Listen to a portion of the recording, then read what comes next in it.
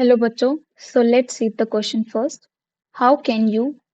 correlate the process of respiration and photosynthesis in plant? हमसे question में बोला जा रहा है कि हम प्लांट में जो प्रोसेस हो रहा है रेस्पिरेशन और फोटोसिंथेसिस हम उन्हें कैसे कोरिलेट वो दोनों कैसे एक दूसरे पे डिपेंडेंट है हम उसे कैसे कोरिलेट कर सकते हैं तो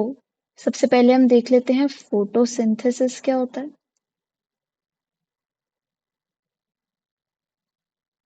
हमें पता है फोटोसिंथेसिस में प्लांट लाइट वाटर और CO2 का यूज करके ग्लूकोज बनाता है लाइट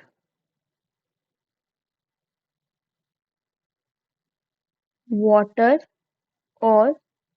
CO2 का यूज करके ग्लूकोज प्लस ऑक्सीजन बनाता है ये हमें पता है और सेकंड प्रोसेस हमें क्या बोला है रेस्पिरेशन का रेस्पिरेशन में क्या होता है प्लांट जो है वो ग्लूकोज का यूज करके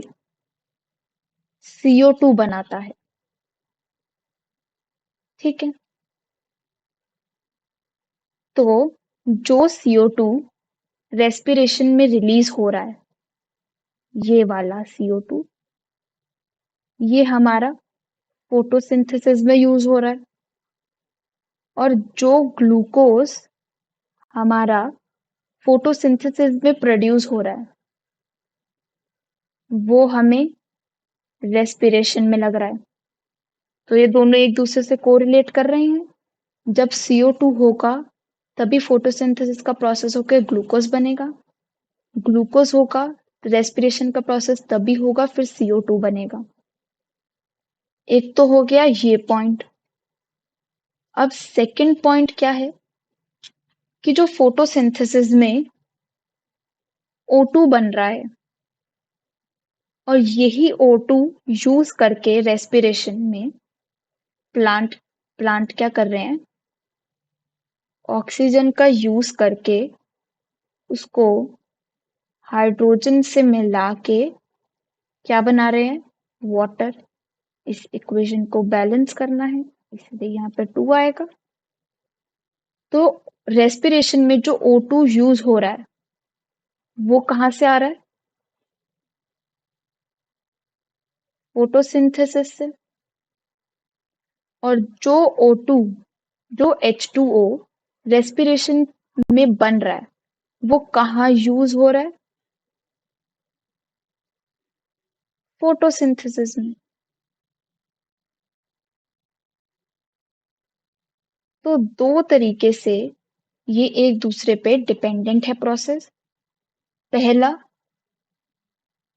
कि जब फोटोसिंथेसिस में हमको लाइट और H2O और CO2 जो चाहिए वो CO2 रेस्पिरेशन से आ रहा है